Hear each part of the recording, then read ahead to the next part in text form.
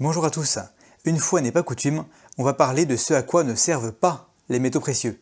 L'or, l'argent, ils ont bien des avantages, mais également des inconvénients dont il faut être parfaitement conscient pour prendre les bonnes décisions. Merci à tous ceux qui ont commenté mon dernier post, j'ai illustré presque toutes vos idées. Les photos sont en fin de vidéo pour ceux qui restent jusqu'au bout. J'ai choisi de commencer avec quelque chose qui est à la fois évident et terriblement sournois. Les métaux précieux ne sont plus utilisés pour frapper de la monnaie. Par monnaie, j'entends de la monnaie qui circule, qui est utilisée pour les échanges. Bien sûr, des pièces d'investissement en or et en argent sont frappées encore actuellement, j'en présente régulièrement sur ma chaîne.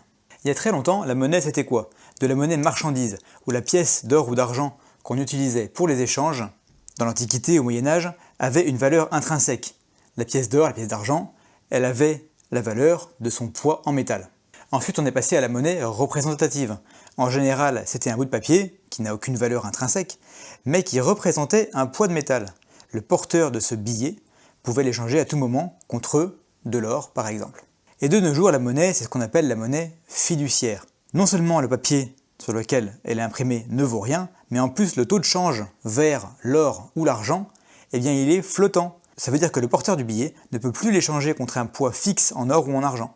C'est la forme la plus fragile de monnaie, celle qui inspire le moins confiance, je trouve, car elle est très facile à créer. Alors je ne suis pas en train d'idéaliser ce qui se passait avant la monnaie fiduciaire. De tout temps, la monnaie a subi des tentatives de débasement, ça date pas d'aujourd'hui. Quand les pièces étaient en or, on pouvait discrètement limer ou découper les bords pour essayer de récupérer un petit peu de métal. C'est pour ça que maintenant les pièces sont striées ou gravées sur la tranche. Comme ça, on voit tout de suite s'il en manque. Autre astuce, des dirigeants politiques ont choisi, plus ou moins discrètement, de diminuer le pourcentage de métal précieux dans la monnaie pour pouvoir en émettre davantage.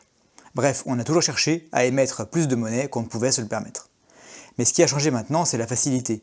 On n'a même plus besoin d'imprimer les billets. La monnaie est créée directement par les banques centrales et commerciales d'un simple clic sur un ordinateur. Je ne suis pas en train de jeter la pierre sur quelqu'un en particulier. Je sais bien que la tentation est juste trop grande. Le prix politique à payer est bien trop élevé pour se permettre de gérer la monnaie correctement, tout simplement. C'est comme ça, on n'y peut rien. Il faut juste en être conscient, je pense. Dans l'histoire, toutes les monnaies qui se sont éloignées du standard or ont disparu.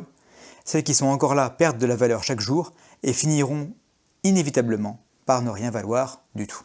C'est la première chose à laquelle les métaux précieux ne servent plus, les échanges. Avant, l'or et l'argent servaient les échanges, maintenant ils sont l'objet d'échanges, de simples marchandises. Des marchandises un peu spéciales, je vous l'accorde, et on aura certainement l'occasion d'en reparler. Deuxième chose à laquelle les métaux précieux ne servent pas, ou ne devraient pas servir à mon avis, c'est essayer d'impressionner les autres. Vous êtes fier de votre collection et vous avez raison. Quelle que soit la raison qui vous pousse à accumuler les métaux précieux, il est certain que c'est mieux que de conserver l'équivalent en euros sur votre compte en banque, à condition de savoir rester raisonnable. On en a déjà parlé. Vous pouvez stocker du métal pour le poids, vous pouvez stocker du métal parce que vous aimez les belles pièces, vous pouvez le faire par défiance vis-à-vis du système bancaire, pour tout ça en même temps, ou pour tout un tas d'autres raisons. C'est tout à fait normal, dans ces conditions, d'avoir envie d'en parler à ses amis. Non seulement on se dit que ça pourrait leur servir, mais soyons honnêtes 2 secondes, on est aussi tenté de le faire pour pouvoir se comparer à quelqu'un d'autre. Hélas, notre estime de nous-mêmes est trop souvent basée sur la comparaison. Dites-vous bien quelque chose. Tout le monde se moque de votre pile de pièces. Tout le monde. Le fait que vous vous intéressiez aux métaux précieux fait déjà de vous quelqu'un de spécial. Pour la majorité des gens, cette façon de stocker de la valeur est considérée au mieux comme inaccessible, autrement dit réservée aux riches, au pire comme farfelu, et je pèse mes mots. Donc vous n'avez rien à gagner à en parler autour de vous. Sauf sur le Discord de la chaîne bien sûr, le lien est en description. Tout le monde est anonyme, vous pouvez y aller sans craindre quoi que ce soit. Si vous voulez comparer votre stock avec celui des autres, allez sur le Reddit Wall Street Silver. Vous pourrez poster les photos de vos dernières acquisitions, anonymement aussi, et vous trouverez là des gens que ça intéressera. Vous n'avez rien à gagner à en parler autour de vous, mais par contre, vous avez tout à y perdre. N'oubliez pas, la discrétion est la meilleure protection contre le vol, donc gardez ça pour vous autant que possible. Avant de passer au troisième point, le plus important, je prends quelques secondes pour présenter à ceux d'entre vous qui ne les connaissent pas quelques pièces courantes de ma collection. En or, j'ai des 20 $ américaines, quelques 20 francs suisses, une once philharmonique de Vienne, et bien sûr ma fidèle 50 pesos mexicaine. Pour l'argent, une once Philharmonique, une once Kokabura qui vient d'Australie.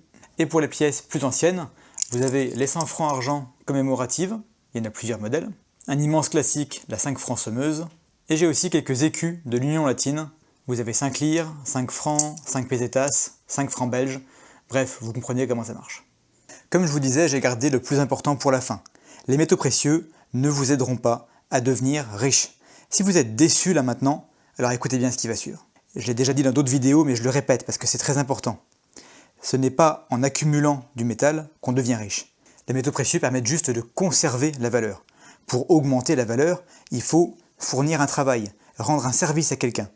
Quand on achète de l'or ou de l'argent, aucun travail n'est fourni. Le métal, il reste immobile dans un coffre-fort pendant des années. Les métaux précieux n'ont aucun rendement. On peut juste espérer que leur prix libellé en euros, si on habite dans la zone euro, va augmenter. Alors vous allez peut-être me dire, oui mais si le prix augmente, on devient riche, non? Eh ben non, pas vraiment. On va faire le calcul pour bien s'en rendre compte. Déjà tout dépend de l'objectif qu'on se fixe. Pour certains ça sera économiser 10 000 euros, pour d'autres 100 000 euros, pour d'autres encore 1 million. Chacun place la barre au niveau qui lui convient. Prenons 100 000 euros pour l'exemple. Vous vous dites, si je gagne 100 000 euros, je suis riche. Je me considère riche. Attention, c'est très réducteur de voir ça comme ça, mais le concept de richesse fera l'objet d'une vidéo à part un de ces jours. Si votre objectif à vous n'est pas 100 000, mais 10 000, eh bien vous divisez tous les chiffres d'aujourd'hui par 10. Si vous voulez 1 million, vous multipliez tout par 10. Alors maintenant, on va voir ce qui est nécessaire pour dégager une plus-value comme ça. Qu'est-ce que ça implique? Pour ça, on va se placer dans un monde idéal où on est sûr, avant d'acheter, que l'or, par exemple, verra sa valeur multipliée par 3. Imaginons que vous ayez 10 000 euros à investir. Vous trouvez des pièces ou des lingots avec la prime la plus faible, 2%. Vous pouvez donc acheter pour 9 800 euros d'or. Et là, coup de bol, l'or fait x3. Vous avez donc 29 400 euros en or. Vous vous rendez à la boutique pour le vendre, seulement il faut payer 11,5% de taxes sur les métaux précieux et 5% de commission environ aux commerçants. Résultat, il vous reste environ 24 700 euros. Si on retire les 10 000 de départ, ça fait 14 700 de plus-value nette. Donc pour réaliser 100 000 euros de plus-value, ce qui était notre objectif de départ, il faudrait avoir pas moins de 70 000 euros à investir au début. Et je vous rappelle qu'on est toujours dans un monde idéal où on est sûr de faire plus de 100%. Dans le monde réel, une telle performance, elle n'est pas impossible. Mais ça pourrait prendre 10 ans, selon les auteurs du rapport In Gold We Trust. Un excellent rapport dont je vous conseille la lecture, le lien est en description. Ça c'est si ils ont raison, les auteurs. Mais s'ils ont tort, ça prendra encore plus longtemps. Et pensez-y, mais même s'ils ne se trompent pas, et que ça arrive dans un futur assez proche, demandez-vous quel pourcentage de cette plus-value sera annulé par l'inflation qui aura été la cause de la hausse de l'or. Et oui, si l'or fait x3, vous imaginez bien que le prix de la baguette de pain aura pris quelques pourcents également. Bref, on voit bien que c'est loin d'être gagné. Même si on y croit dur comme fer, il faut être prêt à immobiliser 70 000 euros minimum pendant 10 ans, sans compter les frais de garde ou le risque de se faire voler le métal pendant une période aussi longue. Allez, on passe au cas de l'argent pour voir si ça serait plus facile comme ça. La même chose, on prend 10 000 euros à la base et on regarde ce qui se passe. Alors d'un côté, ce qui est cool, c'est que l'argent, il a un marché physique qui est assez tendu, il a toujours été plus volatile que l'or, donc la probabilité d'avoir un x3 dans les prochaines années, passer de 20 à 60 euros par once, c'est plus probable que le x3 sur l'or. Mais le problème avec l'argent, c'est qu'on achète avec une prime plus forte. Alors je sais ce que certains des plus fins négociateurs du Discord vont me dire. On peut acheter de l'argent avec une décote de moins 30, moins 40% par rapport au spot. C'est vrai, mais pas en grande quantité. Je vais donc partir sur les ordres de grandeur qu'on retrouvera chez les professionnels, chez qui on peut se procurer des volumes importants d'un seul coup, et les revendre sans y passer des mois. L'argent le moins cher chez les professionnels, ça ressemble souvent à ça, et on est déjà environ à 10% de prime. Donc, sur 10 000 euros dépensés, on n'a que 9 000 euros d'argent. Ensuite, le cours triple, comme d'habitude, ça nous fait 27 000 euros. On retire 11,5% pour la taxe et 5% pour la commission de la boutique, ce qui nous fait 22 500 euros, soit 12 500 euros de plus-value une fois qu'on a retiré les 10 000 euros du départ.